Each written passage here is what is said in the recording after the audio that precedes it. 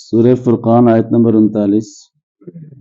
اعوذ باللہ من الشیطان الرجیم، بسم اللہ الرحمن الرحیم۔ وَلَقَدْ أَتَوْا عَلَى الْقَرْيَةِ الَّتِي أُمْطِرَتْ مَطَرَ السَّوْءِ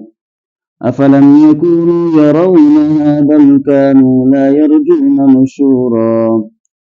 وَإِذَا رَأَوْكَ إِن يَتَّخِذُونَكَ إِلَّا هُزُوًا أَهَذَا الَّذِي بَعَثَ اللَّهُ رَسُولًا إِن كَادَ لِيُضِلُّنَا عَنْ آلِهَتِنَا لَوْلَا أَن صَبَرْنَا عَلَيْهَا وَسَوْفَ يَعْلَمُونَ حِينَ يَرَوْنَ الْعَذَابَ مَنْ أَضَلُّ سَبِيلًا أَرَأَيْتَ مَنِ اتَّخَذَ إِلَٰهَهُ هَوَاهُ أَفَأَنْتَ تَكُونُ عَلَيْهِ وَكِيلًا أَمْ تَحْسَبُ أَنَّ أَكْثَرَهُمْ يَسْمَعُونَ أَوْ يَعْقِلُونَ إِنْ هُمْ إِلَّا كَالْأَنْعَامِ بَلْ هُمْ أَضَلُّ سَبِيلًا۔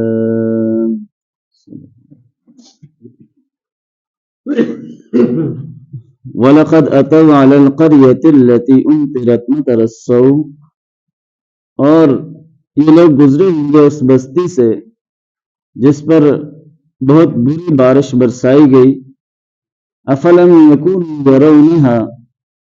کیا وہ اسے دیکھتے نہیں رہے؟ بل کانوا لا یرجون نشورا، بلکہ وہ لوگ دوبارہ جی اٹھنے کی امید ہی نہیں رکھتے۔ اس سے پہلی آیات کے اندر بھی اللہ تعالیٰ نے مختلف قوموں کا ذکر کیا اور ان کی نافرمانی کی وجہ سے اللہ نے ان کو دنیا سے تباہ و برباد کر دیا۔ یہاں پر بھی اللہ تعالیٰ نے ایک بستی کا، یہ حضرت لوط علیہ السلام کی قوم تھی، ان کے اوپر اللہ نے جو کہا کہ امطرت مطر السوء، ایک بارش برسائی گئی لیکن بہت بری بارش تھی۔ اس بارش سے مراد وہ پتھروں کی بارش تھی کہ اس بستی کے اوپر اللہ نے ان کے اس برے فعل کی وجہ سے، کہ وہ ان کا جرم یہ تھا کہ وہ عورتوں کے بجائے مردوں سے جو ہے وہ اپنی شہوت پوری کرتے تھے، تو اس وجہ سے اللہ نے اس قوم کے اوپر آسمان سے پتھروں کی بارش برسائی تھی، جس کی وجہ سے وہ ساری کی ساری قوم جو ہے وہ ہلاک ہو گئی۔ تو یہ اللہ تعالیٰ جو وہ ان سے ذکر کر رہے ہیں کہ یہ وہاں سے یہ گزرے بھی ہیں، وہاں اس علاقے کو دیکھا بھی ہے، لیکن اس کے باوجود بھی یہ لوگ کیا ہے، یہ جب وہ ایمان نہیں لا رہے ہیں۔ اور ایک اور ان کی جو بات ہے کہ بلکان لا یرجون نشورا، بلکہ یہ لوگ دوبارہ جی اٹھنے کی امید نہیں رکھتے۔ یہ جو کفار ہیں، یہ ظاہر ہے یہ سارے جرم اس لیے کر رہے ہیں کہ ان کو دوبارہ آخرت کے اندر حشر کے میدان میں اکٹھا ہونے کی امید نہیں ہے، اس لیے یہ اللہ کی نافرمانی کر رہے ہیں۔ وَإِذَا رَأَوْكَ إِن يَتَّخِذُونَكَ إِلَّا هُزُوًا، اور جب وہ دیکھتے ہیں آپ کو، یعنی نبی صلی اللہ علیہ وسلم کو، تو آپ کا مذاق اڑاتے ہیں۔ أَهَذَا الَّذِي بَعَثَ اللَّهُ رَسُولًا، اور کہتے ہیں کہ کیا یہ ہے وہ کہ جس کو اللہ نے رسول بنا کر بھیجا ہے، یعنی نبی صلی اللہ علیہ وسلم کو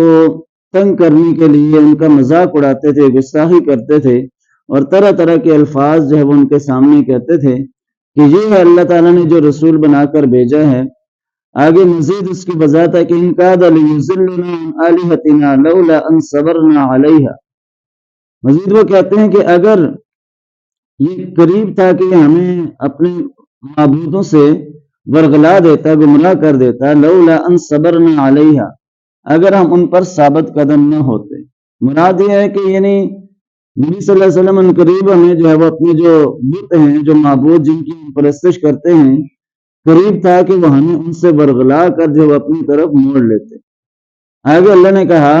کہ یہ جو کہہ رہے ہیں کہ یہ جو اس سے ہمیں گمراہ کر دیتے، ہمیں جو ہے وہ بلا دیتے ان کو، وَسَوْفَ يَعْلَمُونَ حِينَ يَرَوْنَ الْعَذَابَ مَنْ أَضَلُّ سَبِيلًا،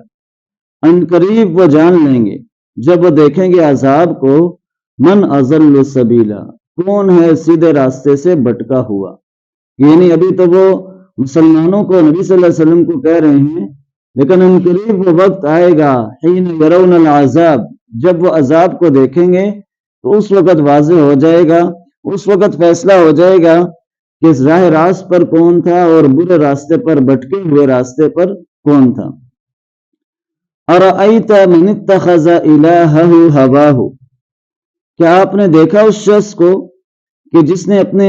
خواہشات کو اپنا معبود بنا لیا ہو؟ افانت تکون علیہ وکیلا، کیا آپ ایسے شخص کی ذمہ داری لے سکتے ہیں؟ ایک سوالیہ انداز ہے کہ اللہ تعالیٰ نے سوال کیا، پوچھا کہ کیا آپ نے اس شخص کو دیکھا ہے کہ جس نے اپنی خواہشات کو اپنا معبود بنا لیا؟ اس سے مراد یہ ہے کہ انسان کے دل میں جو بھی خواہش ہے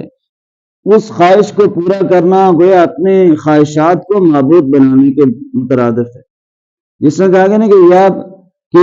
لا تعبد الشیطان، کہ شیطان کی عبادت مت کرو. اب شیطان کی عبادت ہم میں سے کوئی نہیں کرتا. شیطان کی عبادت سے مراد یہ ہے کہ شیطان کی بات سننا، وہ جو وسوسہ دل کے اندر ڈالے اس کے مطابق چلنا، یہ اس کی عبادت کے مترادف ہی ہے کہ جس طرح انسان اللہ تعالیٰ کی بندگی کرتا ہے